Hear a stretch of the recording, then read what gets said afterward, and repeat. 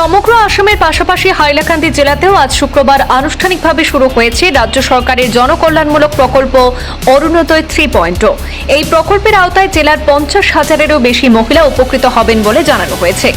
এই উপলক্ষে হাইলাকান্দি পৌরসভার 3 নম্বর এবং 13 নম্বর ওয়ার্ডে আয়োজিত অনুষ্ঠানে উপস্থিত ছিলেন বিজেপির আসাম রাজ্য সভাপতি দিলীপ শইকিয়া। এছাড়াও উপস্থিত ছিলেন হাইলাকান্দির বিধায়ক ডক্টর মিলন দাস, জেলায়ুক্ত জয় বিকাশ, বিভিন্ন সরকারি দপ্তরের আধিকারিক, জনপ্রতিনিধি এবং বিপুল সংখ্যক মহিলা উপভোক্তা। অনুষ্ঠানে বড় পর্যায়ে সরাসরি সম্প্রচার করা হয় মুখ্যমন্ত্রী ডক্টর হিমন্ত বিশ্ব শর্মার অরুণোদয় 3.0 এর রাজ্যব্যাপী উদ্বোধনী ভাষণ। উপস্থিত সবাই মনোযোগ সহকারে সেই বক্তব্য শোনেন। আজকের অনুষ্ঠানে বক্তব্য রাখতে গিয়ে দিলীপ শইকিয়া বলেন, অরুণোদয় প্রকল্প রাজ্যের দরিদ্র এবং নিম্ন আয়ের পরিবারের মহিলাদের আর্থিকভাবে আরও স্বনির্ভর করে তোলার একটি গুরুত্বপূর্ণ উদ্যোগ। তার দাবি, অরুণোদয় 3.0 এর মাধ্যমে আরও বেশি পরিমাণ সরকারি সহায়তা আওতায় আনা যাবে মহিলাদের। তিনি আরও জানান, এই প্রকল্পের আর্থিক সহায়তার ভিত্তিতে সুবিধাভোগীরা ব্যাংক থেকে ঋণ নেওয়ার সুযোগ পাবেন। ঋণের মাসিক কিস্তি প্রকল্পের অনুদান থেকেই সমন্বয় করা যাবে। পাশাপাশি প্রয়োজনে অগ্রিম অর্থ গ্রহণের সুবিধাও থাকবে, যা পরবর্তী মাসিক অনুদান থেকে নির্ধারিত হারে সমন্বয় করা হবে। রাজ্য সরকারের মতে মহিলাদের আর্থিক স্বনির্ভরতা বৃদ্ধি, পরিবারের জীবনমানের উন্নয়ন এবং সামাজিক সুরক্ষা আরও শক্তিশালী করাই অরুণোদয় 3.0 প্রকল্পের মূল লক্ষ্য। অরুণোদয় 3 আজি আনুষ্ঠানিকভাৱে মুকলি কৰিছে মাননীয় মুখ্যমন্ত্ৰী ডক্টৰ হিমন্ত বিশ্ব শৰ্মা ডাঙৰীয়াই। ৰাজ্যখনৰ 37 লাখ আই মাতৃ মহিলা শক্তিলৈ এই আৰ্থিক সহায়তাৰ কাৰ্যসূচীয়ে নিশ্চিতভাৱে আই মাতৃসকলক আৰ্থিকভাৱে কিছু সবল কৰিব, কিছু সকাহ দিব আৰু সামাজিক আৰু অৰ্থনৈতিক যি সুৰক্ষা আমি বিচাৰোঁ আই মাতৃসকলৰ বাবে, সেই দিশটোকো শক্তিশালী কৰিব।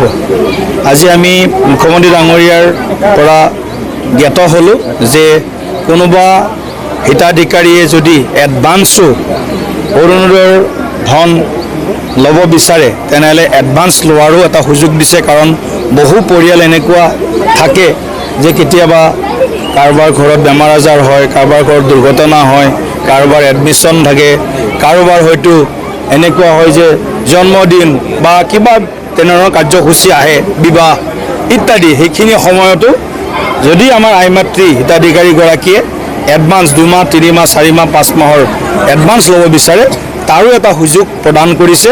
আৰু বেংকৰ পৰাও ঋণ লোৱাৰ উইদাউট এনি ইণ্টাৰেষ্ট বেংকৰ পৰা ঋণটো লোৱাৰ কাৰণেও আজি এটা সুযোগ এনেকুৱা 37 লাখ হিতাধিকাৰী আমাৰ বাইদেউ ভগিনী আই মাতৃসকললৈ প্ৰদান কৰি এক বৃহৎ যি ধ্বজাবাহী আঁচনি অসমত ৰূপায়ণ হৈছে।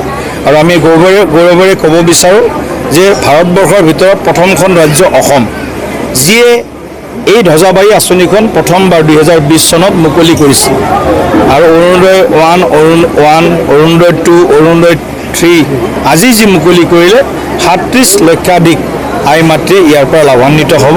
গতিকে আজি 150 টকা আমাৰ বাকী 33-34 লাখ আই মাতৃৰ পৰা আমি এইটো কম কৰা হৈছে, কাৰণ বাকীখিনি পইচা আমি 2500 টকা কৰি শিৱসাগৰ চৰাইদেউৰ বানাক্ৰান্ত পৰিয়ালসকলক বা আই মাতৃসকলক আমি দিবৰ কাৰণে চিন্তা কৰিছোঁ। আৰু সকলোৱে ইয়াক মানে আদৰণি জনাইছে, আই মাতৃসকলে ইয়াক সমৰ্থন কৰিছে, আদৰণি জনাইছে। আমিও কিবা এটা বানপীড়িত বানগ্ৰস্ত লোকক আমিও কিবা এটা দিব বিচাৰোঁ। গতিকে এক অসম, বৰাক ব্ৰহ্মপুত্ৰ এক অসম, এই যিটো এটা আমাৰ যিটো চিন্তা বা আমাৰ যিটো ভাৱনা, এই ভাৱনাটোকো আজি শক্তিশালী কৰিব। হাইলাকান্দিৰ আজি এগৰাকী আই মাতৃয়ে চৰাইদেউ বা শিৱসাগৰৰ আই মাতৃ এগৰাকীক যদি তেওঁ পোৱা ধনৰ যদি 150 টকা দিবলৈ তেওঁ খুব হাঁহিমুখে সেই কণ্ট্ৰিবিউশ্যন কৰিবৰ কাৰণে আগবাঢ়ি আহিছে। এইটোৱে ক'ব লাগিব যে আমাৰ মাজত একতাৰ যি বান্ধোন, সেই বান্ধোনটো আজিৰ পৰা আৰু অধিক শক্তিশালী হৈছে।